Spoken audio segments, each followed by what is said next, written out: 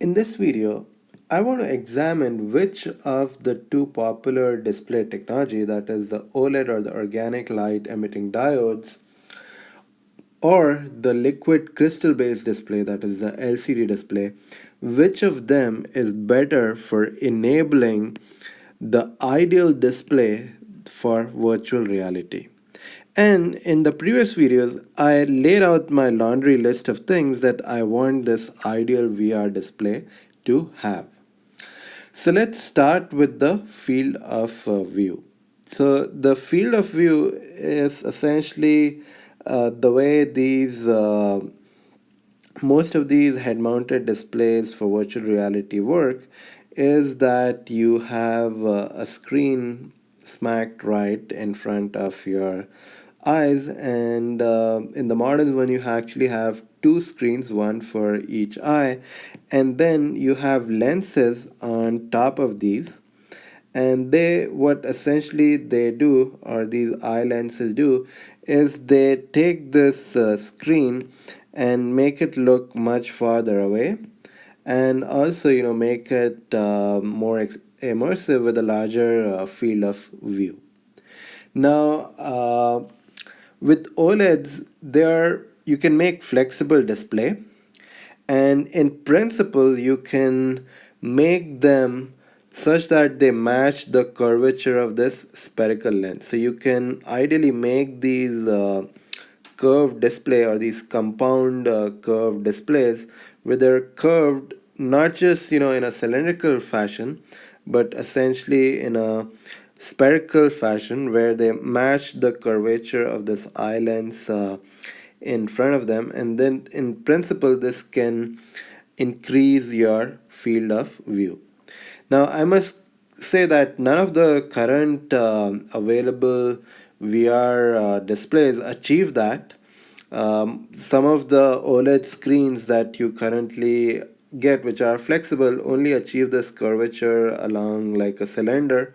They don't do it along like a spherical direction, but in principle it is possible. And when eventually the VR market becomes a big enough driver for display, when you have maybe tens of millions of these VR headset shipping, they would have enough clout to essentially influence this OLED display, which is shaped like this.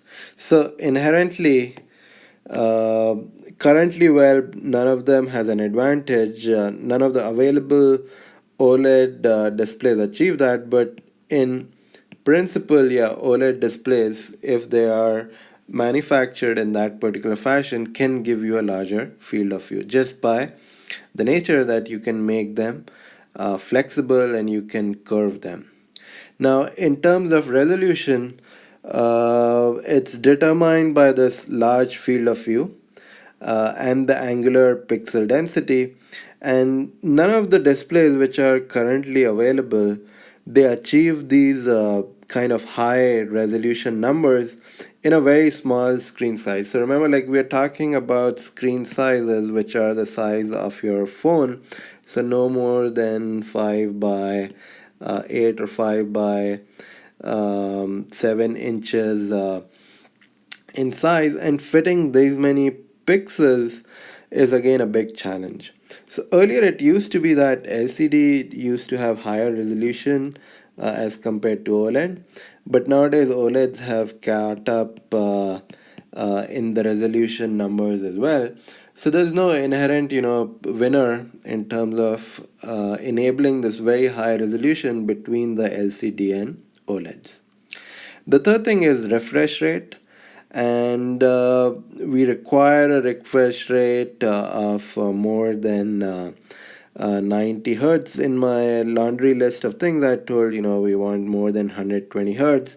So 120 hertz means that you are refreshing your image in every approximately 9 milliseconds or so.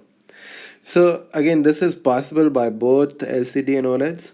But if you want to go even higher, because the human eye, we discussed in one of the previous videos, can actually can resolve up to 100 hertz. So if you want to go even higher, then yeah, OLEDs, because they can support these very high refresh rates, does give you an advantage. But 120 hertz is quite achievable by both LCD and OLEDs. Now, we talked about persistence and how it helps you reduce the motion blur. So when we talk about persistence, what I'm talking over here is that you're going to refresh the frame, but you're going to only light the display for 2 milliseconds or less after you refresh the frame. So this, what it does, it is essentially gives you, instead of having a frozen frame, let's say a moving object in this space-time graph, if you have this frozen frame, or if you're moving your head and your image is held constant for 9 milliseconds, you would have a wrong image when you're moving your head. For out of those 9 milliseconds, out of those, a large part, when you actually moved your head, this frozen frame would actually cause more motion blur rather than having this image flash for only 2 milliseconds. And again, the displays which can enable that kind of low persistence uh, can be both LED, organic LED, or it can be LCD. So you might wonder, how would you enable this low persistence in a LCD display?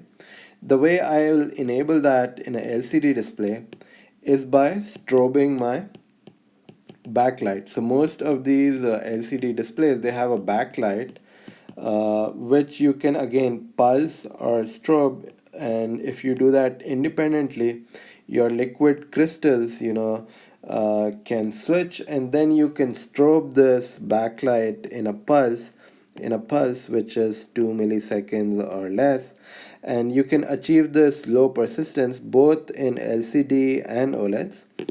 The last point in this laundry list is the latency.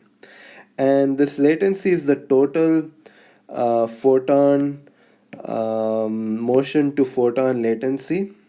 And it has several components associated with it. So if I look at all the different components associated with when you actually move your head till the time when you actually see the refreshed image, it has all these components where you have to actually first sense, then you have to render, and finally you have to display the image. But a significant component in that overall latency is the latency associated with the frame, that is transferring it to the buffer as well as switching the pixels individually. And in that respect, again, the OLEDs have some amount of advantage because their switching times is smaller as compared to LCD display. So, if I look at all these things, it seems like OLED displays, they have some inherent advantage for these virtual reality headset, because they can achieve lower latency, they can enable much higher refresh rates, and also in the future, maybe they can enable a path to a larger field of view. So it seems like, given the two, OLED technology seems to have a lot more potential for making displays for virtual reality. And that's what you see in most of the headsets that are shipping out as well. Most of the recent headsets, they incorporate OLED based displays.